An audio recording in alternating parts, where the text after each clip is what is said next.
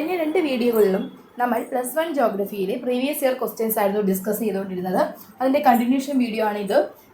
നമ്മൾ ഇന്ന് 6ാമത്തെ ചാപ്റ്ററായ geomorphic process അഥവാ ഭൂരൂപ രൂപീകരണ പ്രക്രിയകൾ എന്ന പാഠത്തിൻ്റെ പ്രീവിയസ് ക്വസ്റ്റ്യൻസ് ആണ് സ്റ്റാർട്ട് ചെയ്യാൻ പോകുന്നത്. അപ്പോൾ നമുക്ക് ആദ്യത്തെ ചോദ്യത്തിലോട്ട് പോകാം.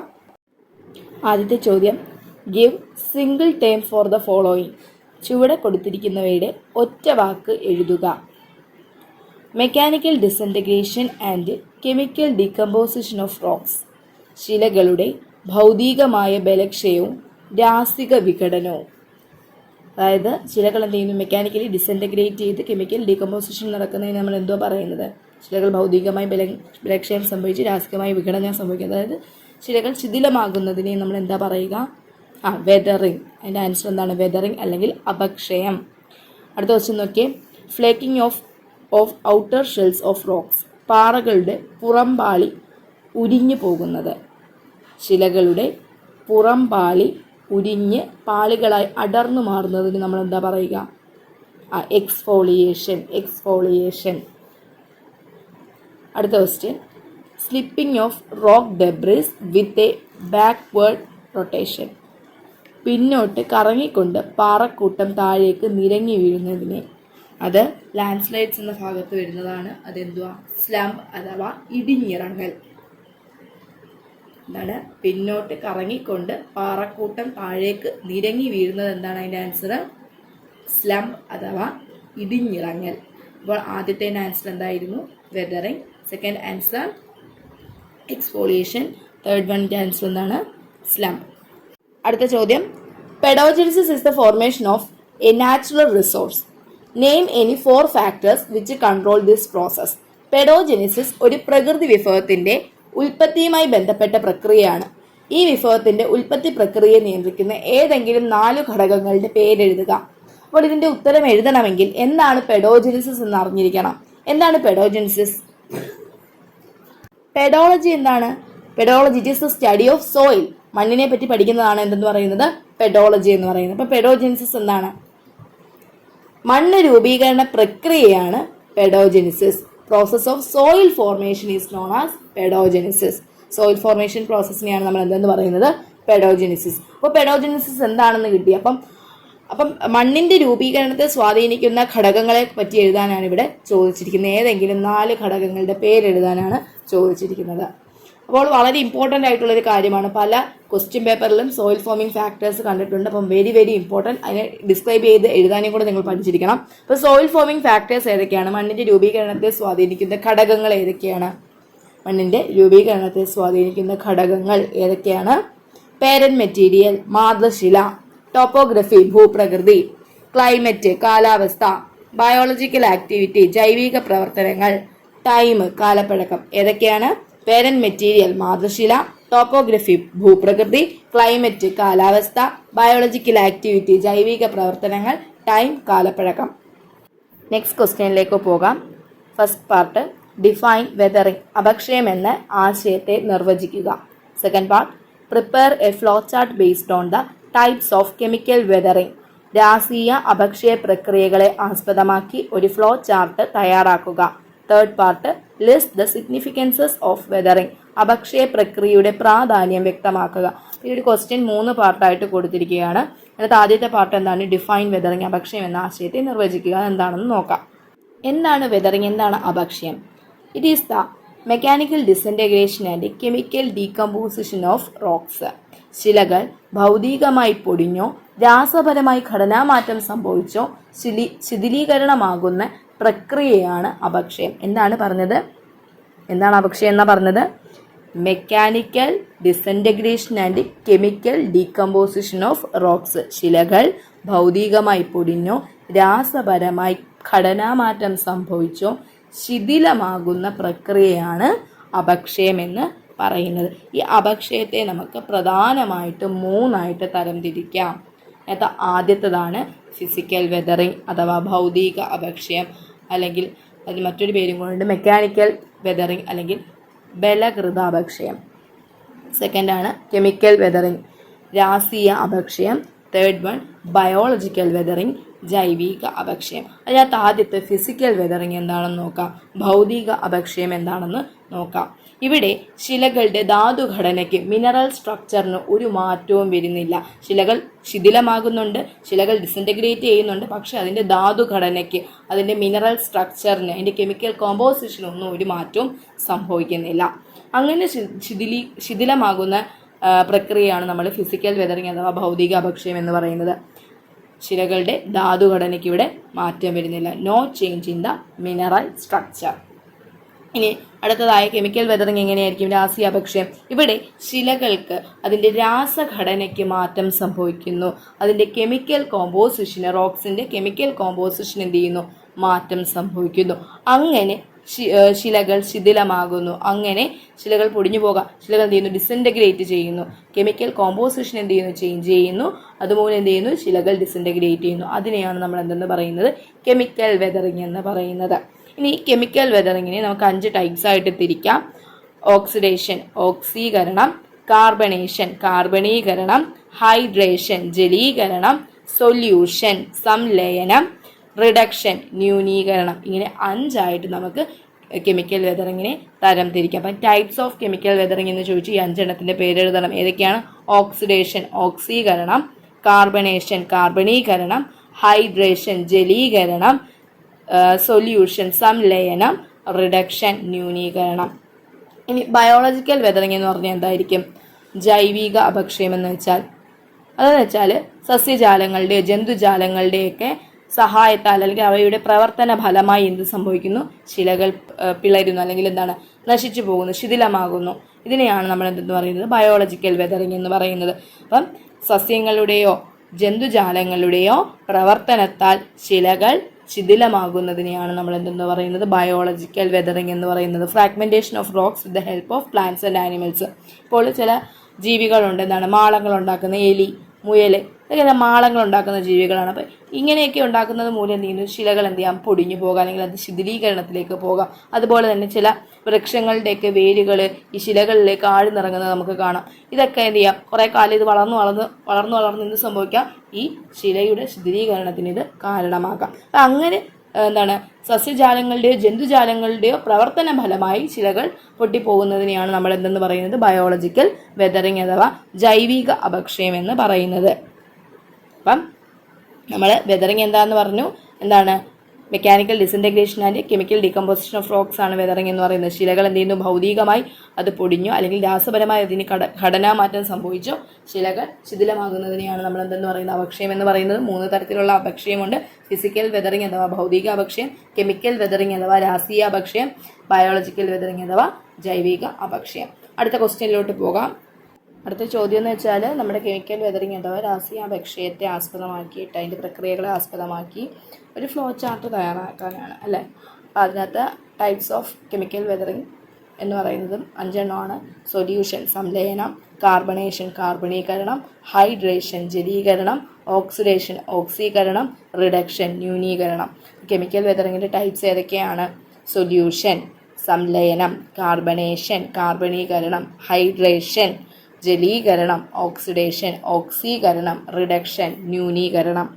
അടുത്ത ചോദ്യം എന്ന് വെച്ചാൽ വെതറിങ്ങിൻ്റെ സിഗ്നിഫിക്കൻസ്, അപക്ഷയത്തിൻ്റെ പ്രാധാന്യത്തെക്കുറിച്ചാണ് ചോദിച്ചിരിക്കുന്നത്. അപ്പോൾ നമുക്ക് അപക്ഷയം എന്ന് വെച്ചാൽ എന്താണ്? It is the mechanical disintegration and chemical decomposition of rocks.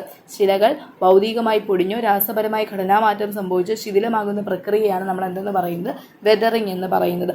അപ്പോൾ ഇങ്ങനെ ഈ ശിലകൾ പൊടിഞ്ഞ് എന്തായി മാറുന്നു, ശിലകൾ ശിഥിലമായി എന്തായി മാറുന്നു, മണ്ണായിട്ട് മാറുന്നു. അപ്പോൾ മണ്ണിൻ്റെ രൂപീകരണത്തെ എന്ത് സ്വാധീനിക്കുന്നുണ്ട്? അപക്ഷയം സ്വാധീനിക്കുന്നുണ്ട്. അപ്പം അപക്ഷയം എന്തിനെ സ്വാധീനിക്കുന്നു? മണ്ണിൻ്റെ രൂപീകരണത്തെ, ഫോർമേഷൻ ഓഫ് സോയിലിനെ എന്ത് സ്വാധീനിക്കുന്നു? വെതറിങ് സ്വാധീനിക്കുന്നുണ്ട്. അതുപോലെ തന്നെ അപരദനം, ഇറോഷൻ, മാസ് വേസ്റ്റിംഗ്, ഭൂദ്രവ്യ ശോഷണം, അതുപോലെ തന്നെ ഗ്രഡേഷൻ, നിരപ്പാക്കൽ പ്രക്രിയ, ഇതിനെയൊക്കെ എന്ത് സ്വാധീനിക്കുന്നുണ്ട്? നമ്മുടെ വെതറിങ് സ്വാധീനിക്കുന്നുണ്ട്. എന്തിനെയൊക്കെയാണ്? Weathering aids mass wasting, erosion and reduction of relief. അതായത് ഭൂദ്രവ്യ ശോഷണം, അപരദനം, നിരപ്പാക്കൽ പ്രക്രിയ എന്നിവയൊക്കെ എന്ത് സ്വാധീനിക്കുന്നുണ്ട്? നമ്മളുടെ വെതറിങ് അഥവാ അപക്ഷയം സ്വാധീനിക്കുന്നുണ്ട്. അതുപോലെ തന്നെ നമ്മുടെ ദേശീയ സമ്പദ് വ്യവസ്ഥയിൽ വളരെയധികം പ്രാധാന്യമുള്ള, വിലപിടിപ്പുള്ള ധാതുക്കളായ ഇരുമ്പയിര്, മാംഗനീസ്, അലൂമിനിയം, കോപ്പർ, ചെമ്പ് എന്നിവയുടെയൊക്കെ സമ്പുഷ്ടീകരണത്തിന് അല്ലെങ്കിൽ അതിൻ്റെയൊക്കെ കേന്ദ്രീകരണത്തിനും ഒക്കെ അപക്ഷയം സഹായിക്കുന്നു. Weathering helps the enrichment and concentration of valuable ഓർസ് of iron, manganese, aluminium etcetera. അതുപോലെ വെതറിങ്ങിൻ്റെ അപക്ഷയത്തിൻ്റെ ഏറ്റവും വലിയ സിഗ്നിഫിക്കൻസ്, ഏറ്റവും വലിയ പ്രാധാന്യം ഏതാണെന്ന് ചോദിച്ചാൽ അത് ഫോർമേഷൻ ഓഫ് സോയിൽ തന്നെയാണ്, മണ്ണിൻ്റെ രൂപീകരണം തന്നെയാണ്. അടുത്ത പാഠമാണ് landforms and their evolution, ഭൂരൂപങ്ങളും അവയുടെ പരിണാമവും. ഈ ചാപ്റ്ററിൽ നിന്ന് മുൻ വർഷങ്ങളിൽ വന്നിട്ടുള്ള പ്രീവിയസ് ഇയർ ക്വസ്റ്റ്യൻസ് നമുക്ക് നോക്കാം.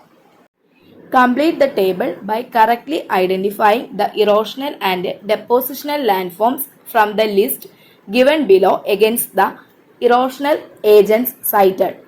ചുവടെ കൊടുത്തിരിക്കുന്ന അപക്ഷയ ഏജന്റുകൾക്ക് അനുയോജ്യമായ അപക്ഷയ നിക്ഷേപ ഭൂരൂപങ്ങൾ ശരിയായി കണ്ടെത്തി പട്ടിക പൂർത്തിയാക്കുക.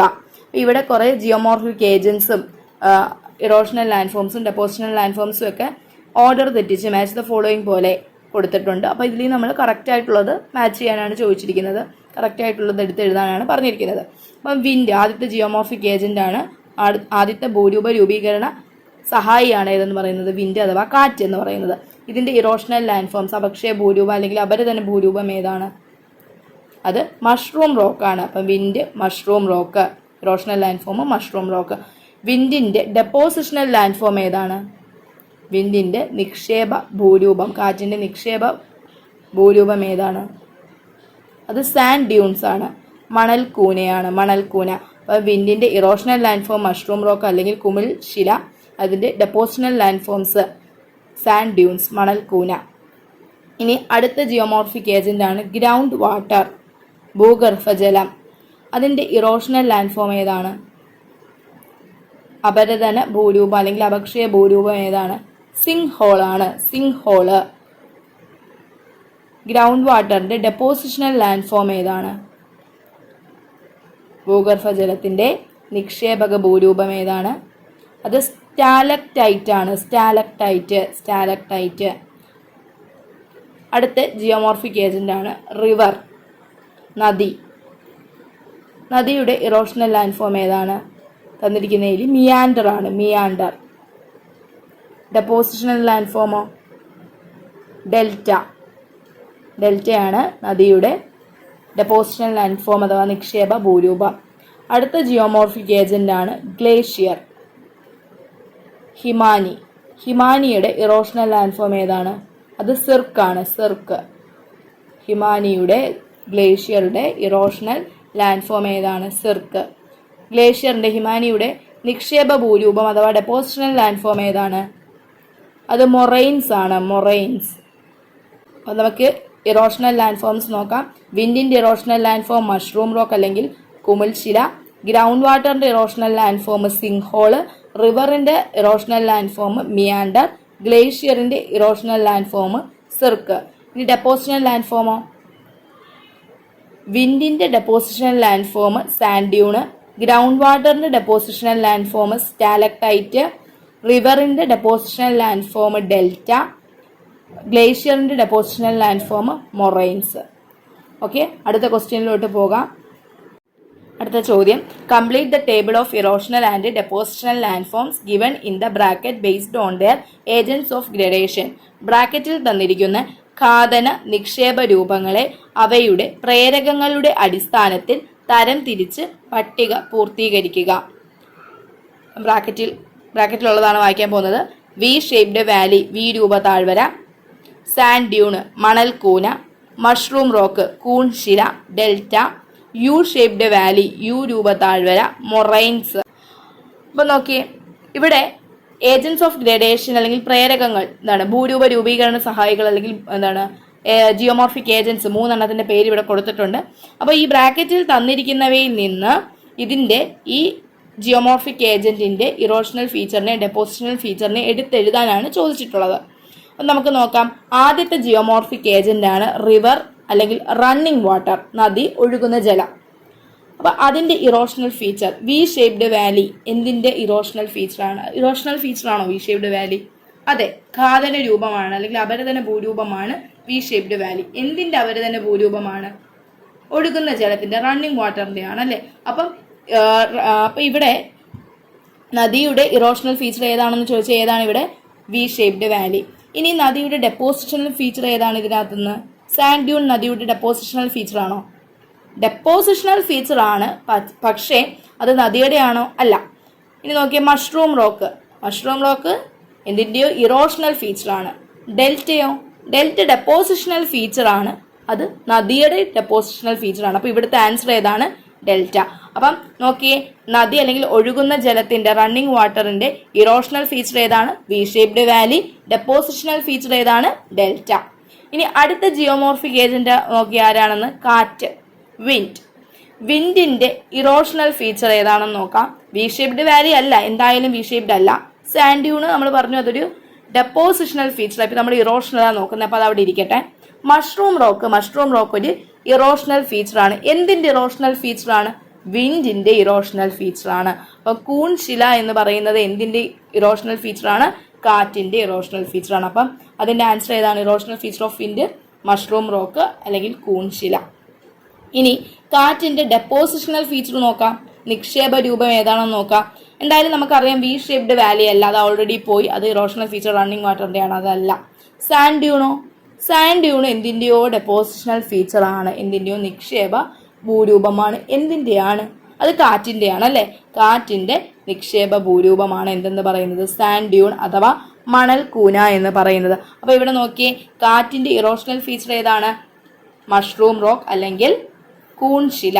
ഇനി കാറ്റിന്റെ ഡെപ്പോസിഷണൽ ഫീച്ചർ ഏതാണ്? സാൻഡ് ഡ്യൂൺ അല്ലെങ്കിൽ മണൽ കൂന.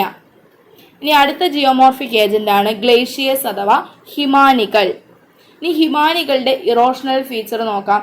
വി ഷേപ്ഡ് വാലി അല്ല, സാൻഡ് ഡ്യൂൺ അല്ല, മഷ്റൂം റോക്ക് അല്ല, ഡെൽറ്റ അല്ല. യു ഷേപ്ഡ് വാലി ആണോ? അതെ, U shaped valley erosional feature ആണ്. എന്തിന്റെ ഇറോഷണൽ ഫീച്ചർ ആണ്? ഗ്ലേഷ്യേഴ്സ് അഥവാ ഹിമാനികളുടെ ഇറോഷണൽ ഫീച്ചർ ആണ്. ഇനി മൊറൈൻസോ? Moraines depositional ഫീച്ചറാണ്. നമുക്ക് ഒരു ഡെപ്പോസിഷണൽ ഫീച്ചർ എഴുതാനുള്ളൂ. അപ്പം ഗ്ലേഷ്യറിന്റെ അല്ലേ, ഗ്ലേഷ്യറിന്റെ ഡെപ്പോസിഷണൽ ഫീച്ചർ ആണ് എന്തെന്ന് പറയുന്നത്? മൊറൈൻസ് എന്ന് പറയുന്നത്. അപ്പോൾ ഇതിന്റെ ആൻസർ ഒന്നും കൂടെ നോക്കിയേ. റിവർ അല്ലെങ്കിൽ റണ്ണിങ് വാട്ടർ, നദി അല്ലെങ്കിൽ ഒഴുകുന്ന ജലത്തിന്റെ ഇറോഷണൽ ഫീച്ചർ ഏതാണ്? V shaped valley. അതിന്റെ ഡെപ്പോസിഷണൽ ഫീച്ചർ ഏതാണ്? ഡെൽറ്റ. ഇനി കാറ്റ്, വിൻഡിന്റെ ഇറോഷണൽ ഫീച്ചർ ഏതാണ്? മഷ്റൂം റോക്ക് അല്ലെങ്കിൽ കൂൺ ശില. ഡെപ്പോസിഷണൽ ഫീച്ചർ ഏതാണ്? സാൻഡ് ഡ്യൂൺ അഥവാ മണൽ കൂന. ഇനി ഗ്ലേഷ്യേഴ്സ്, ഹിമാനികളുടെ ഇറോഷണൽ ലാൻഡ് ഫോം ഏതാണ്? യു ഷേപ്ഡ് വാലി, യു രൂപ താഴ്വര. ഡെപ്പോസിഷണൽ ഫീച്ചർ ഏതാണ്? മൊറൈനുകൾ. ഓക്കെ, അടുത്ത ക്വസ്റ്റ്യനിലോട്ട് പോകാം. അടുത്ത ചോദ്യം, identify the landforms marked as A, B, C and D in the given diagram. തന്നിരിക്കുന്ന ചിത്രത്തിലെ എ, ബി, സി, ഡി എന്നിങ്ങനെ അടയാളപ്പെടുത്തിയിരിക്കുന്ന ഭൂരൂപങ്ങൾ കണ്ടെത്തുക. അതിൻ്റെ തന്നെ second part, mention the geomorphic process responsible for their formation. ഇവയുടെ രൂപീകരണത്തിന് കാരണമാകുന്ന ഘാതന പ്രേരകം ഏതെന്ന് എഴുതുക. നോക്കിയേ, നമ്മുടെ ടെക്സ്റ്റ് ബുക്കിലുള്ള സെയിം ഇമേജ് തന്നെയാണ് ഇവിടെ കൊടുത്തിട്ടുള്ളത്, സെയിം ഡയഗ്രം തന്നെയാണ് ഇവിടെ കൊടുത്തിട്ടുള്ളത്. അപ്പം നിങ്ങൾ ടെക്സ്റ്റ് ബുക്കിലുള്ള എല്ലാ ഇമേജസും എല്ലാ ഡയഗ്രാംസും നോക്കിയിരിക്കണം. അപ്പോൾ ഇങ്ങനെ ഒരു പെട്ടെന്നൊരു ഇമേജ് കാണുമ്പോൾ നമുക്ക് പെട്ടെന്നത് മനസ്സിലാക്കാനായിട്ട് സാധിക്കണം. അപ്പം ഇതിൻ്റെ സെക്കൻഡ് പാർട്ടിൻ്റെ ആൻസർ എഴുതി നമുക്ക് പെട്ടെന്ന് ചിലപ്പോൾ ഇതിൻ്റെ ആൻസറിലോട്ട് വരാനായിട്ട് സാധിക്കുമായിരിക്കും അല്ലേ. സെക്കൻഡിൻ്റെ ആൻസർ നോക്കിയാൽ mention the geomorphic process responsible for their formation. ഈ ഒരു ഇമേജ് കണ്ടപ്പോൾ എന്തെങ്കിലും തോന്നുന്നുണ്ടോ? ഇത് സത്യത്തിൽ ഗ്രൗണ്ട് വാട്ടറിൻ്റെ ഇതാണ് ചോദിച്ചിട്ടുള്ളത്. ഗ്രൗണ്ട് വാട്ടറിൻ്റെ ലാൻഡ് ഫോംസ് ആണ് ഈ കൊടുത്തിട്ടുള്ളത്. ഓക്കെ, അപ്പം സെക്കൻഡ് പാർട്ടിൻ്റെ ആൻസർ എന്ന് പറയുന്നത് ഏതാണ്? ഗ്രൗണ്ട് വാട്ടർ അഥവാ ഭൂഗർഭജലമാണ്. അപ്പം ഭൂഗർഭജലത്തിൻ്റെ ഡെപ്പോസിഷൻ ലാൻഡ് ഫോംസ് ആണ് സ്റ്റാലക്ടൈറ്റ്, സ്റ്റാലക്മൈറ്റ്, പില്ലർ എന്നൊക്കെ പറയുന്നത്. അപ്പം നോക്കി, ഇതിനകത്ത് എ എന്ന് പറയുന്നത് ഏതാണ്? സ്റ്റാലക്ടൈറ്റ് ആണ് കൊടുത്തിട്ടുള്ളത്, മേളിൽ നിന്ന് വീഴുന്നത്. അതേതാണ്? സ്റ്റാലക്ടൈറ്റ്. ഗുഹയുടെ മുകളിൽ താഴോട്ട് വീഴുന്ന ഇതിൽ കാണപ്പെടുന്ന ഏതാണ്? സ്റ്റാലക്ടൈറ്റ്. ബി ഏതാണ്? അത് സ്റ്റാലക്മൈറ്റ് ആണ്. സ്റ്റാലക്മൈറ്റ് താഴെ നിന്ന് മുകളിലോട്ട് ഉയർന്നു നിൽക്കുന്നത് എന്താണ്? സ്റ്റാലക്മൈറ്റ്. പിന്നെ ഒരു തൂണ് പോലെ കാണുന്നില്ലേ? സി, അതേതാണ്? അത് പില്ലർ അഥവാ സ്തംഭങ്ങൾ, പില്ലർ. ഇനി ഡി എന്ന് പറയുന്നത് എന്താണ്? അത് ഗുഹാമുഖമാണ്, കേവ് മൗത്ത്. അപ്പോൾ നോക്കി അതിൻ്റെ ആൻസർ എന്താണ്? A stalactite, B stalagmite, C pillar, D cave mouth. സെക്കൻഡിൻ്റെ ആൻസർ നമ്മൾ ഓൾറെഡി പറഞ്ഞു. സെക്കൻഡ് പാർട്ടിൻ്റെ ആൻസർ എന്താണ്? ജിയോമോർഫിക് ഏജന്റ് ഏതാണ്? അത് ഗ്രൗണ്ട് വാട്ടർ ആണ്, ഗ്രൗണ്ട് വാട്ടർ. ഓക്കെ, അടുത്ത ചോദ്യത്തിലോട്ട് പോകാം. അടുത്ത ചോദ്യം, മാച്ച് ദ ഫോളോയിങ്, ചേരുംപടി ചേർത്തെഴുതുക. അപ്പോൾ എ കോളത്തിൽ ഏജൻസ് അല്ലെങ്കിൽ പ്രേരകങ്ങളെ പറ്റിയാണ് കൊടുത്തിട്ടുള്ളത്. ബി കോളത്തിൽ ഇറോഷണൽ ഫീച്ചേഴ്സ് അഥവാ ഘാതന ഭൂരൂപങ്ങളെ പറ്റി കൊടുത്തിട്ടുണ്ട്. സി കോളത്തിൽ ഡെപ്പോസിഷണൽ ഫീച്ചേഴ്സ് നിക്ഷേപ ഭൂരൂപങ്ങളെ പറ്റിയാണ് കൊടുത്തിട്ടുള്ളത്. ചേരുംപടി ചേർക്കാനാണ് ചോദ്യം എന്ന് പറയുന്നത്. അപ്പോൾ എ കോളത്തിനകത്ത് ആദ്യത്തെ ജിയോമോർഫിക് ഏജന്റ് ആണ് നദി അഥവാ റിവർ എന്ന് പറയുന്നത്. റിവറിന്റെ ഇറോഷണൽ ഫീച്ചേഴ്സ് ഘാതന ഭൂരൂപം ഏതാണ് ഇതിൽ നിന്ന്? പോട്ട് ഹോൾ ആണ്. Pothole. ഇനി നദിയുടെ ഡെപ്പോസിഷണൽ ഫീച്ചറോ?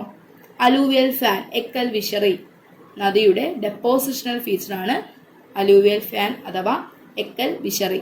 ഇനി അടുത്ത ജിയോമോർഫിക് ഏജന്റ് ആണ് വിൻഡ് അഥവാ കാറ്റ് എന്ന് പറയുന്നത്. കാറ്റിന്റെ ഇറോഷണൽ ഫീച്ചറാണ് പെഡിമെന്റ്. കാറ്റിന്റെ ഡെപ്പോസിഷണൽ ഫീച്ചറോ? ഇവിടെ ഉള്ളതിൽ ബർക്കൻ ആണ്. ഇനി അടുത്ത ജിയോമോർഫിക് ഏജന്റ് ആയ ഗ്രൗണ്ട് വാട്ടർ നോക്കിയേ, ഭൂഗർഭജലം. അതിന്റെ ഇറോഷണൽ ഫീച്ചറാണ് സിങ്ക് ഹോള്. ഗ്രൗണ്ട് വാട്ടറിന്റെ ഡെപ്പോസിഷണൽ ഫീച്ചറാണ് സ്റ്റാലക്ടൈറ്റ്. ഒന്നും കൂടെ നോക്കിയേ, നദി റിവറിന്റെ erosional feature pothole, depositional feature alluvial fan. വിൻഡിന്റെ erosional feature pediment, depositional feature barchans. അതുപോലെ തന്നെ ഗ്രൗണ്ട് വാട്ടറിന്റെ erosional feature sinkhole, depositional feature stalactite. Okay, അടുത്ത ക്വസ്റ്റ്യനിലോട്ട് പോകാം. അടുത്ത ചോദ്യം, മാച്ച് ദ ഫോളോയിങ്, ചേരുംപടി ചേർക്കുക. അപ്പോൾ അടുത്ത ചോദ്യം മാച്ച് ദ ഫോളോയിങ് ആണ്. എ ബി സി 3 കോളം ഉണ്ട്. എക്കകത്ത് നമ്മൾ നേരത്തെ കൂട്ടി ജിയോമോർഫിക് ഏജന്റാണ് കൊടുത്തിട്ടുള്ളത്. ബിക്കകത്ത് എന്താണ് ഇറോഷണൽ ലാൻഡ് ഫോംസും സിക്കകത്ത് ഡെപ്പോസിഷനുമാണ് കൊടുത്തിട്ടുള്ളത്. നോക്കാം. എക്കകത്ത് റണ്ണിങ് വാട്ടർ ഒഴുകുന്ന ജലമാണ്. അതിൻ്റെ നേരെ വരുന്ന ഏതാണ്? Pot holes. ഡെപ്പോസിഷനിൽ ഏതാണ്? ഡെൽറ്റ. നേരത്തെ പറഞ്ഞത് തന്നെയാണ് ഇവിടെ കൊടുത്തിട്ടുള്ളത്. Running water, potholes, delta. Okay. ഇനി ഗ്ലേഷ്യറിൻ്റെ ഇറോഷണൽ ഏതാണ്? സിർക്ക്. ഡെപ്പോസിഷണൽ ഏതാണ്? എസ്കേഴ്സ്. ഇനി വിൻഡിൻ്റെ ഇറോഷണൽ ഫീച്ചറാണ് പ്ലായാസ്. വിൻഡിൻ്റെ ഡെപ്പോസിഷണൽ ഫീച്ചറാണ് ബർക്കൻസ്. ഓക്കെ, അപ്പോൾ ഒന്നും കൂടെ നോക്കിയേ. Running water, pothole, delta. Glacier, cirque, esker. Wind, playas, barchan. Okay, അടുത്ത ചോദ്യത്തിലോട്ട് പോകാം. അടുത്ത ചോദ്യം, identify the landforms marked as A, B, C and D in the diagram. തന്നിരിക്കുന്ന ചിത്രത്തിൽ നിന്ന് എ, ബി, സി, ഡി എന്നീ ഭൂരൂപങ്ങൾ തിരിച്ചറിയുക. നമുക്ക് ഈ ഡയഗ്രാം നമ്മുടെ ടെക്സ്റ്റ് ബുക്കിലുള്ള സെയിം ഇമേജ് തന്നെയാണ്. അതേ ഇമേജ് തന്നെ കൊടുത്തിട്ടേക്കാണ്. അപ്പം ഇതിൽ നിന്ന് ഇത് ഐഡന്റിഫൈ ചെയ്യാനാണ്. ഇത് സത്യത്തിൽ നമ്മുടെ വിൻഡിൻ്റെ ഡെപ്പോസിഷണൽ ലാൻഡ് ഫോംസ് ആണ് കൊടുത്തിട്ടുള്ളത്. കാറ്റിൻ്റെ നിക്ഷേപ ഭൂരൂപങ്ങളാണ് ഈ കൊടുത്തിട്ടുള്ളത്. അതിനകത്ത് എ എന്ന് പറയുന്ന ഏതാണ്? ക്രസൻറ്റ് ഷേപ്പിലുള്ള മണൽക്കൂന ഏതാണ്? ബർക്കനാണ്. മറ്റേത് ബി സീഫാണ്. സി എന്ന് പറയുന്നത് ബർക്കന് ഓപ്പോസിറ്റ് ഡയറക്ഷന് വരുന്ന ഏതാണ്? പാരാബോളിക് ഡ്യൂൺസ് ആണ് വരുന്നത്. ഡി എന്ന് പറയുന്നത് ട്രാൻസ്വേഴ്സ് ഡ്യൂൺസ്. പിന്നെ അതിൻ്റെ ബി പാർട്ടിലുള്ള ക്വസ്റ്റ്യൻ നോക്കിയാൽ mention the geomorphic agent related to it. ഏത് ഭൂരൂപ രൂപീകരണ സഹായിയാണ് ഈ സവിശേഷതകൾ നിർമ്മിക്കുന്നത്? നമ്മൾ ഓൾറെഡി പറഞ്ഞു കാറ്റിൻ്റെ ഡെപ്പോസിഷണൽ ഫീച്ചറാണ്. അപ്പോൾ ഇവിടുത്തെ ആൻസർ ഏതാണ്? വിൻഡ്. അപ്പോൾ ഇതൊക്കെയാണ് ഈ ഒരു ഭാഗത്തു നിന്ന് മെയിനായിട്ട് ചോദിച്ചിട്ടുള്ള ചോദ്യങ്ങൾ. നമുക്ക് അപ്പോൾ ഈ ഒരു ഭാഗത്ത് നിന്ന് നമ്മൾ പഠിക്കാനുള്ളത്, ഈ ഒരു പാഠത്തിൽ നിന്ന് മെയിനായിട്ട് നമ്മൾ പഠിക്കാനുള്ളത് എല്ലാ ജിയോമോർഫിക് ഏജൻസിൻ്റെയും ഇറോഷണൽ ലാൻഡ് ഫോംസും ഡെപ്പോസിഷണൽ ലാൻഡ് ഫോംസും പഠിച്ചിരിക്കണം. പിന്നെ ചില ലാൻഡ് ഫോംസ് മാത്രമാണ് നമുക്ക് എഴുതാനായിട്ട് ചോദിക്കുക, അല്ലെങ്കിൽ ഡിഫൈൻ ചെയ്യാനായിട്ട് ചോദിക്കുന്നത്. അതിൽ പ്രധാനമാണ് stalactite, stalagmite, deltas, alluvial fan, meander, gorge, canyon. അപ്പോൾ അതൊക്കെയാണ് വളരെ പ്രധാനപ്പെട്ടത്. നമ്മൾക്ക് എഴുതാനായിട്ട് ചോദിക്കുന്നത് അതൊക്കെയാണ്. ഓക്കെ, നമുക്ക് അടുത്ത ചാപ്റ്ററിൽ ക്വസ്റ്റ്യൻസിലോട്ട് പോകാം. അടുത്ത ചാപ്റ്ററാണ് composition and structure of atmosphere, അന്തരീക്ഷം, സംരചനയും ഘടനയും. ഈ പാഠത്തിൽ നിന്നും വന്നിട്ടുള്ള മുൻവർഷ ചോദ്യങ്ങളിലേക്ക് നമുക്ക് കടക്കാം. ആദ്യത്തെ ചോദ്യം, describe the different layers of the atmosphere. അന്തരീക്ഷത്തിലെ വിവിധ പാളികൾ ഏതെല്ലാം? Second part, describe the characteristic features of the lowermost layer of the atmosphere. ഏറ്റവും താഴ്ന്ന അന്തരീക്ഷ പാളിയുടെ സവിശേഷതകൾ. അപ്പോൾ ആദ്യത്തെ ക്വസ്റ്റ്യൻ നമുക്ക് നോക്കാം. ആദ്യം different layers of the atmosphere, അന്തരീക്ഷത്തിലെ വിവിധ പാളികൾ ഏതെല്ലാം ആണെന്നാണ് ചോദ്യം. അന്തരീക്ഷത്തിലെ വിവിധ പാളികൾ ഏതൊക്കെയാണ്? Troposphere, stratosphere, mesosphere, thermosphere and exosphere. അങ്ങനെ 5 പാളികളാണ് ഉള്ളത്. അപ്പോൾ നമുക്ക് ഇതിനെ ഒന്ന് ഡീറ്റെയിൽ ആയിട്ടൊന്ന് നോക്കാം. ഈ ഒരു പാഠത്തിൽ നിന്ന് ഏറ്റവും പ്രധാനപ്പെട്ടതാണ് സ്ട്രക്ചർ ഓഫ് ദ അറ്റ്മോസ്ഫിയർ എന്ന് പറയുന്നത്. അപ്പോൾ നമുക്കൊന്ന് ഡീറ്റെയിൽ ആയിട്ട് തന്നെ നോക്കാം. ആദ്യത്തെ പാളിയാണ് ട്രോപ്പോസ്ഫിയർ എന്ന് പറയുന്നത്. നമ്മുടെ ഭൂമിയുടെ ഉപരിതലവുമായിട്ട് ഏറ്റവും ചേർന്ന് നിൽക്കുന്ന പാളിയാണ് ഏതെന്ന് പറയുന്നത് ട്രോപ്പോസ്ഫിയർ എന്ന് പറയുന്നത്. ലോവർ മോസ്റ്റ് അറ്റ്മോസ്ഫിയറിക് ലെയർ ആണ് അന്തരീക്ഷത്തിലെ നമ്മുടെ ഏറ്റവും താഴത്തെ അന്തരീക്ഷ പാളിയാണ് ഏതെന്ന് പറയുന്നത് ട്രോപ്പോസ്ഫിയർ എന്ന് പറയുന്നത്. ഈ ലെയറിൻ്റെ ഏറ്റവും വലിയ പ്രത്യേകത എന്ന് പറയുന്നത് ഹൈറ്റ് കൂടുന്നതനുസരിച്ച് ടെമ്പറേച്ചർ കുറയുന്നു. ഹൈറ്റ് കൂടുന്നതനുസരിച്ച് ട്രോപ്പോസ്ഫിയറിൽ ടെമ്പറേച്ചർ കുറയുന്നു. നമ്മുടെ മൂന്നാർ, വയനാട് പോലുള്ള ഹില്ലി റീജിയൻസിൽ എന്താണ് ഹൈറ്റ് കൂടുതലാണ്, പക്ഷെ അവിടെ ടെമ്പറേച്ചർ എങ്ങനെയാണ് കുറവാണ്. അത് ഓർത്തിരുന്നാൽ മതി. ഈ ട്രോപ്പോസ്ഫിയറിൽ ഹൈറ്റ് കൂടുന്നതനുസരിച്ച് ടെമ്പറേച്ചർ എന്ത് ചെയ്യുന്നു കുറയുന്നു. അതിനൊരു റേറ്റ് ഉണ്ട്. ഓരോ 165 മീറ്ററിനും 1 ഡിഗ്രി സെൽഷ്യസ് വെച്ച് ടെമ്പറേച്ചർ കുറയുന്നു. ഓരോ 165 മീറ്ററിനും 1 ഡിഗ്രി സെൽഷ്യസ് താപനില വെച്ച് ടെമ്പറേച്ചർ താപം എന്ത് ചെയ്യുന്നു കുറഞ്ഞ് വരുന്നു. അപ്പോൾ ഈ ഒരു റേറ്റിന് നമ്മളൊരു പേര് പറയും, അതാണ് നോർമൽ ലാപ്സ് റേറ്റ് അഥവാ താപനഷ്ട നിരക്ക്. നോർമൽ ലാപ്സ് റേറ്റ് ഏത് ലെയറിലാണ് നടക്കുന്നത്? ട്രോപ്പോസ്ഫിയറിലാണ്. ഹൈറ്റ് കൂടുന്നതനുസരിച്ച് ടെമ്പറേച്ചർ കുറയുന്നു. ഏത് റേറ്റാണ്? 165 മീറ്ററിന് ഓരോ 165 മീറ്ററിനും 1 ഡിഗ്രി സെൽഷ്യസ് വെച്ച് ടെമ്പറേച്ചർ കുറയുന്നു. അതിനെയാണ് നോർമൽ ലാപ്സ് റേറ്റ് അഥവാ ക്രമമായ താപനഷ്ട നിരക്ക് എന്ന് പറയുന്നത്. ഇനി ഈ ലെയറിന്റെ മറ്റൊരു പ്രത്യേകത എന്ന് വെച്ചാൽ എല്ലാ അറ്റ്മോസ്ഫിയറിക് ഫിനോമിനാസ് ഈ ഒരു ലെയറിലാണ് നടക്കുന്നത്. എല്ലാ അന്തരീക്ഷ പ്രതിഭാസങ്ങളും നടക്കുന്ന പാളി ഏതാണ് എന്ന് ചോദിച്ചാൽ അത് ഏതാണ്? ട്രോപ്പോസ്ഫിയർ. മഴ, കാറ്റ്, ഇടിമിന്നൽ തുടങ്ങിയ എല്ലാ കാലാവസ്ഥാ പ്രതിഭാസങ്ങളും എവിടെയാണ് നടക്കുന്നത്? ട്രോപ്പോസ്ഫിയറിലാണ് നടക്കുന്നത്. അതുപോലെ തന്നെ എല്ലാ ബയോളജിക്കൽ ആക്ടിവിറ്റീസും നടക്കുന്നത് എവിടെയാണ്? ട്രോപ്പോസ്ഫിയറിലാണ്. എല്ലാ ജൈവിക പ്രവർത്തനങ്ങളും നടക്കുന്നത് ഏത് ലെയറിലാണ്? ട്രോപ്പോസ്ഫിയറിലാണ്. എല്ലാ ജീവജാലങ്ങളും വസിക്കുന്നത് ഏത് ലെയറിലാണ്? ട്രോപ്പോസ്ഫിയറിലാണ് അല്ലേ? അപ്പോൾ അതുകൊണ്ട് തന്നെ എല്ലാ ജൈവിക പ്രവർത്തനങ്ങളും നടക്കുന്നത് ഏത് ലെയറിലാണ്? ട്രോപ്പോസ്ഫിയറിലാണ്. അപ്പോൾ ആദ്യത്തെ ലെയറായ ട്രോപ്പോസ്ഫിയറിനെ പറ്റി നമ്മൾ എന്താ പറഞ്ഞത്? അന്തരീക്ഷത്തിലെ ഏറ്റവും താഴത്തെ അന്തരീക്ഷ പാളിയാണ് ഏതെന്ന് പറയുന്നത് troposphere. Lower most atmospheric layer ആണ്. ലെയറിന്റെ പ്രത്യേകത എന്താണ്? ഹൈറ്റ് കൂടുന്നതനുസരിച്ച് ടെമ്പറേച്ചർ എന്ത് ചെയ്യുന്നു? കുറയുന്നു. ഹൈറ്റ് കൂടുന്നതനുസരിച്ച് ടെമ്പറേച്ചർ കുറയുന്നു. അതിൻ്റെ റേറ്റ് എങ്ങനെയാണ്? അതിൻ്റെ തോത് എങ്ങനെയാണ്? ഓരോ 165 മീറ്ററിന് 1 ഡിഗ്രി സെൽഷ്യസ് വെച്ച് ടെമ്പറേച്ചർ കുറയുന്നു. അതിന് നമ്മളൊരു പേര് പറയും, അതാണ് നോർമൽ ലാപ്സ് റേറ്റ്, ക്രമമായ താപനഷ്ട നിരക്ക്. പിന്നെന്താ പറഞ്ഞത്? എല്ലാ അന്തരീക്ഷ പ്രതിഭാസങ്ങളും all atmospheric phenomena happens here. എല്ലാ അന്തരീക്ഷ പ്രതിഭാസങ്ങളും നടക്കുന്ന പാളി ഏതാണ്? ട്രോപ്പോസ്ഫിയറിലാണ്. അതുപോലെ തന്നെ എല്ലാ ബയോളജിക്കൽ ആക്ടിവിറ്റീസും എല്ലാ ജൈവിക പ്രവർത്തനങ്ങളും നടക്കുന്ന പാളി ഏതാണെന്ന് ചോദിച്ചാൽ അതും ഏതാണ്? ട്രോപ്പോസ്ഫിയറാണ്. ഈ ട്രോപ്പോസ്ഫിയറിന് തൊട്ട് മുകളിലുള്ള ലെയറാണ് സ്ട്രാറ്റോസ്ഫിയർ എന്ന് പറയുന്നത്. ഇനി ഈ ട്രോപ്പോസ്ഫിയറിനെയും സ്ട്രാറ്റോസ്ഫിയറിനെയും സെപ്പറേറ്റ് ചെയ്യുന്ന ഒരു ട്രാൻസിഷൻ സോൺ ഉണ്ട്, ഒരു മേഖലയുണ്ട്. ആ മേഖലയ്ക്ക് നമ്മളൊരു പേര് പറയും, അതാണ് ട്രോപ്പോപാസ്. അപ്പോൾ ട്രോപ്പോപാസ് എന്താണ്? ട്രോപ്പോസ്ഫിയറിനെയും സ്ട്രാറ്റോസ്ഫിയറിനെയും തമ്മിൽ വേർതിരിക്കുന്ന ഒരു മേഖലയാണ് ഏതെന്ന് പറയുന്നത് ട്രോപ്പോപോസ് എന്ന് പറയുന്നത്. ഇനി സ്ട്രാറ്റോസ്ഫിയറിന്റെ പ്രത്യേകത എന്താണ്? ഹൈറ്റ് കൂടുന്നതനുസരിച്ച് ഇവിടെ ടെമ്പറേച്ചറും കൂടുകയാണ് ചെയ്യുന്നത്. അപ്പം സ്ട്രാറ്റോസ്ഫിയറിന്റെ പ്രത്യേകത ഹൈറ്റ് കൂടുന്നതനുസരിച്ച് എന്ത് ചെയ്യുന്നു? ടെമ്പറേച്ചർ കൂടുന്നു. പിന്നെ ഈ ലെയറിലാണ് നമ്മുടെ ഓസോൺ പാളി കാണപ്പെടുന്നത്. അപ്പം വളരെ വളരെ ഇമ്പോർട്ടൻ്റ് ആണ്. ഓസോൺ പാളി കാണപ്പെടുന്ന അന്തരീക്ഷ പാളി ഏതാണെന്ന് ചോദിച്ചാൽ ഏതാണ്? സ്ട്രാറ്റോസ്ഫിയർ. ഓസോൺ പാളി എന്തുവാ? ഓസോൺ പാളിയുടെ പ്രത്യേകത എന്താണ്? സൂര്യനിൽ നിന്നും വരുന്ന അപകടകാരിയായിട്ടുള്ള അൾട്രാവയലറ്റ് രശ്മികളെ ആരാഗിരണം ചെയ്യുന്നു? ഓസോൺ പാളി ആഗിരണം ചെയ്യുന്നു. അപ്പം അങ്ങനെയുള്ള ഈ ഓസോൺ പാളി എവിടെയാണ് കാണപ്പെടുന്നത്? നമ്മുടെ സ്ട്രാറ്റോസ്ഫിയറിലാണ് കാണപ്പെടുന്നത്. ഇനി സ്ട്രാറ്റോസ്ഫിയറിന് ശേഷം വരുന്ന ലെയറാണ്, തൊട്ട് മുകളിൽ വരുന്ന ലെയറാണ് ഏതെന്ന് പറയുന്നത് മീസോസ്ഫിയർ എന്ന് പറയുന്നത്. സ്ട്രാറ്റോസ്ഫിയറിനെയും മീസോസ്ഫിയറിനെയും തമ്മിൽ വേർതിരിക്കുന്ന ട്രാൻസിഷൻ സോൺ ആണ് സ്ട്രാറ്റോപോസ് എന്ന് പറയുന്നത്. സ്ട്രാറ്റോസ്ഫിയറിനെയും മീസോസ്ഫിയറിനെയും തമ്മിൽ വേർതിരിക്കുന്ന മേഖല അതാണ് സ്ട്രാറ്റോപോസ്. സ്ട്രാറ്റോസ്ഫിയറിനെയും മീസോസ്ഫിയറിനെയും തമ്മിൽ വേർതിരിക്കുന്നതാണ് സ്ട്രാറ്റോപോസ് എന്ന് പറയുന്നത്. ഇനി മീസോസ്ഫിയറിന്റെ പ്രത്യേകത എന്താണ്? മീസോസ്ഫിയറിൽ ഹൈറ്റ് കൂടുന്നതനുസരിച്ച് ടെമ്പറേച്ചർ കുറയുന്നു. ഹൈറ്റ് കൂടുന്നതനുസരിച്ച്, ഉയരം കൂടുന്നതനുസരിച്ച് ടെമ്പറേച്ചർ എന്ത് ചെയ്യുന്നു? കുറയുന്നു. ഏറ്റവും തണുപ്പ് അനുഭവപ്പെടുന്ന അന്തരീക്ഷ പാളിയാണ് ഏതെന്ന് പറയുന്നത് മീസോസ്ഫിയർ. അപ്പം കോൾഡസ്റ്റ് ലെയർ അറ്റ്മോസ്ഫിയറിക് ലെയർ ആണ് ഏതെന്ന് പറയുന്നത് നമ്മുടെ മീസോസ്ഫിയർ. ഏറ്റവും തണുപ്പുള്ള അന്തരീക്ഷ പാളിയാണ് മീസോസ്ഫിയർ. പിന്നെ ഈ ഒരു ലെയറിന്റെ പ്രത്യേകത എന്ന് വെച്ചാൽ നമ്മുടെ ഉൽക്കകളൊക്കെ ഉണ്ടല്ലോ, ഉൽക്കകളൊക്കെ ഈ ഒരു ലെയറിലോട്ട് വരുമ്പോഴത്തേക്ക് എന്ത് ചെയ്യുന്നു? അത് കത്തി നശിച്ച് പോകുന്നു. അപ്പോൾ ഈ പാളികളിൽ വെച്ച് എന്ത് ചെയ്യുന്നു? ഉൽക്കകൾ കത്തി നശിച്ച് പോകുന്നു. ഇനി മീസോസ്ഫിയറിന് തൊട്ട് മുകളിലുള്ള ലെയറാണ് ഏതെന്ന് പറയുന്നത് തെർമോസ്ഫിയർ എന്ന് പറയുന്നത്. മീസോസ്ഫിയറിന് തൊട്ട് മുകളിലുള്ള ലെയറാണ് തെർമോസ്ഫിയർ എന്ന് പറയുന്നത്. ഇനി തെർമോസ്ഫിയറിനെയും മീസോസ്ഫിയറിനെയും തമ്മിൽ വേർതിരിക്കുന്ന മേഖലയെ നമ്മൾ വിളിക്കുന്ന പേരാണ് മീസോപാസ്.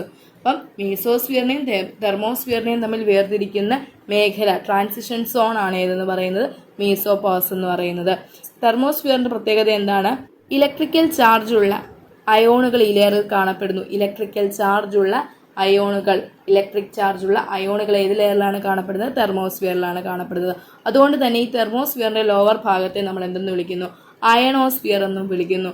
അയണോസ്ഫിയർ എന്നറിയപ്പെടുന്നത് ഏതാണ്? തെർമോസ്ഫിയറിലാണ്.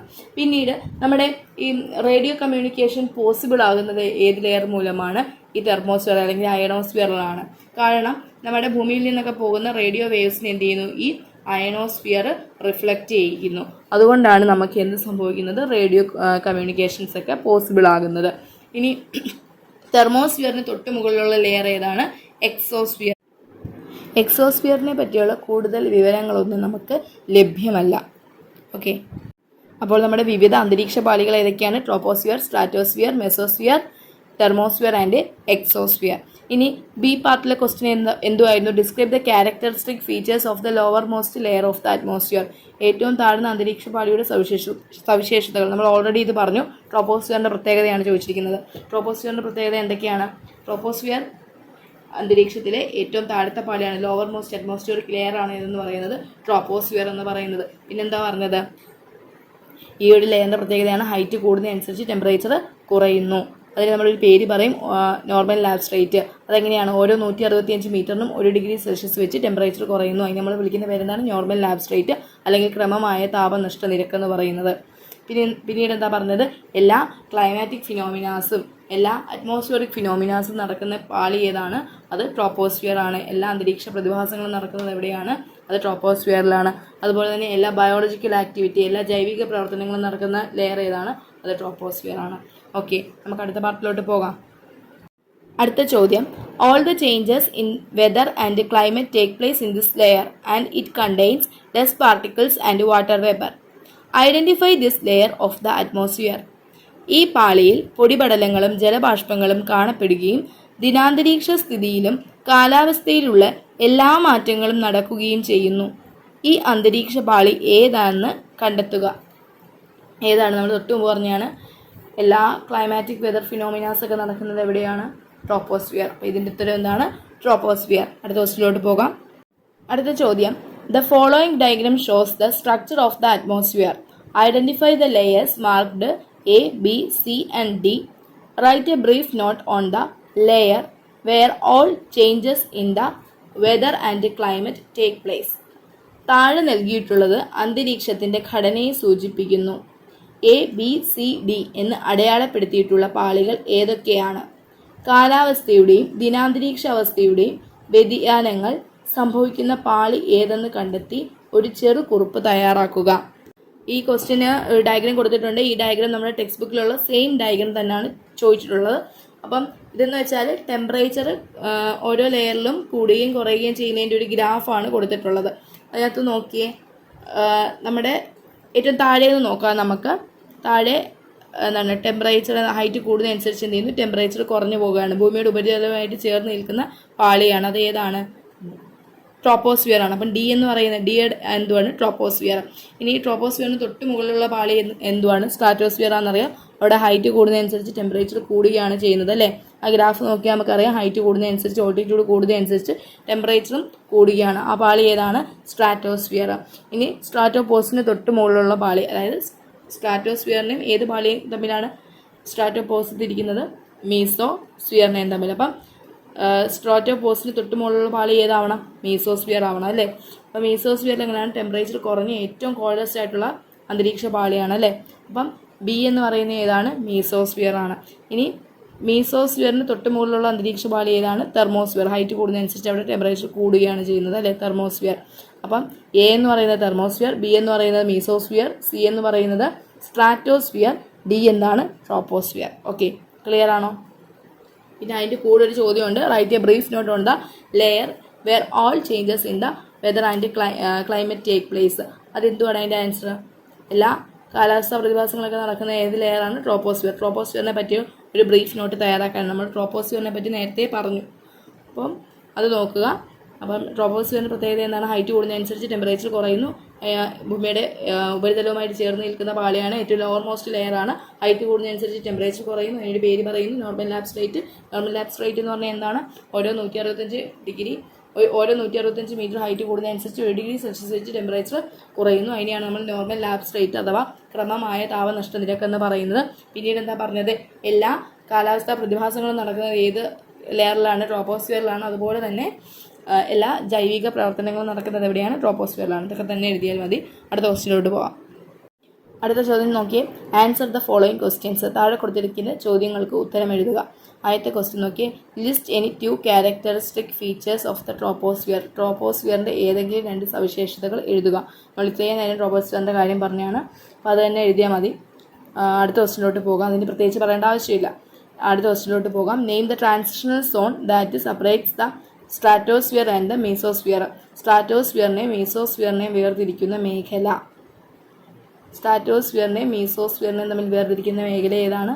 അത് സ്ട്രാറ്റോപോസ് ആണ്. സ്ട്രാറ്റോപോസ് 2 ലെയേഴ്സിനെ തമ്മിൽ തരികയാണ്. അതിനെ വേർതിരിക്കുന്ന ട്രാൻസിഷൻ സോൺ അഥവാ മേഖല ഏതാണെന്ന് ചോദിച്ചാൽ താഴത്തെ ലെയറിൻ്റെ കൂടെ ഒരു പോസും കൂടി ഇട്ടാൽ മതി. ഇവിടെ താഴത്തെ ലെയർ സ്ട്രാറ്റോസ്ഫിയർ ആണോ മീസോസ്ഫിയർ ആണോ? സ്ട്രാറ്റോസ്ഫിയർ ആണ്. സ്ട്രാറ്റോസ്ഫിയറിൻ്റെ കൂടെ ഒരു പോസും കൂടി ഇട്ടാൽ മതി. അതിൻ്റെ ആൻസറായി. Name the transitional zone that separates the stratosphere and mesosphere. സ്ട്രാറ്റോസ്ഫിയറിനെ മീസോസ്ഫിയറിനെ വേർതിരിക്കുന്ന മേഖല ഏതാണ്? സ്ട്രാറ്റോപോസ്. അടുത്ത ക്വസ്റ്റ്യൻ നോക്കിയേ. Name the layer which reflects radio waves back to the earth's surface. Radio തരംഗങ്ങളെ ഭൂമിയുടെ ഉപരിതലത്തിലേക്ക് തിരിച്ചുവിടുന്ന അന്തരീക്ഷ പാളിയുടെ പേരെഴുതുക. ഏതാണ്? തെർമോസ്ഫിയർ അല്ലെങ്കിൽ അയണോസ്ഫിയർ അല്ലേ? Thermosphere or ionosphere. ഓക്കെ, അടുത്ത ക്വസ്റ്റ്യനിലോട്ട് പോകാം. അടുത്ത ചോദ്യം. The atmospheric layer that contains ozone is the dash. Ozone കാണപ്പെടുന്ന അന്തരീക്ഷ പാളി ഏതാണ്? ഏത് പാളിയിലാണ് ഓസോൺ കാണപ്പെടുന്നത്? സ്ട്രാറ്റോസ്ഫിയർ. അതിൻ്റെ ഉത്തരം എന്താണ്? B, stratosphere. Next question. The gas which is largely responsible for the greenhouse effect is dash. ഹരിതഗൃഹ പ്രഭാവത്തിന് കാരണമാകുന്ന പ്രധാന വാതകം. ഇത് കാർബൺ ഡൈ ഓക്സൈഡ് ആണ്. Carbon dioxide. Option B, carbon dioxide. അടുത്ത ചോദ്യം. The gas that constitutes the major portion of the earth's atmosphere. ഭൗമാന്തരീക്ഷത്തിൽ ഏറ്റവും കൂടുതൽ കാണപ്പെടുന്ന വാതകം. അന്തരീക്ഷത്തിൽ ഏറ്റവും കൂടുതൽ കാണപ്പെടുന്ന വാതകം ഏതാണ്? അതിൻ്റെ ഉത്തരം നൈട്രജൻ ആണ്. Nitrogen. Next question. What is normal lapse rate? In which atmospheric layer does it exist? എന്താണ് ക്രമമായ താപനഷ്ട നിരക്ക്?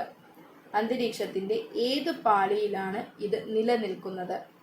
നമ്മൾ നോർമൽ ലാപ്സ് റേറ്റ് ആദ്യം മുതലേ നമ്മൾ പറയുന്ന കാര്യമാണ്. എന്താണ് നോർമൽ ലാപ്സ് റേറ്റ്? ട്രോപ്പോസ്ഫിയറിൽ ഹൈറ്റ് കൂടുന്നതനുസരിച്ച് എന്ത് ചെയ്യുന്നു? ടെമ്പറേച്ചർ കുറയുന്നു. ഉയരം കൂടുന്നതനുസരിച്ച് താപം കുറയുന്നു. അതിനൊരു റേറ്റ് ഉണ്ട്, അതിനൊരു തോതുണ്ട്. ഓരോ 165 മീറ്റർ ഉയരം കൂടുന്നതനുസരിച്ച് 1 ഡിഗ്രി സെൽഷ്യസ് വെച്ച് എന്ത് ചെയ്യുന്നു? ടെമ്പറേച്ചർ കുറയുന്നു. അതിനെ നമ്മൾ വിളിക്കുന്ന പേരാണ് ക്രമമായ താപനഷ്ട നിരക്ക് അഥവാ നോർമൽ ലാപ്സ് റേറ്റ് എന്ന് പറയുന്നത്. ഇത് ഏത് അന്തരീക്ഷ പാളിയിലാണ് നടക്കുന്നത്?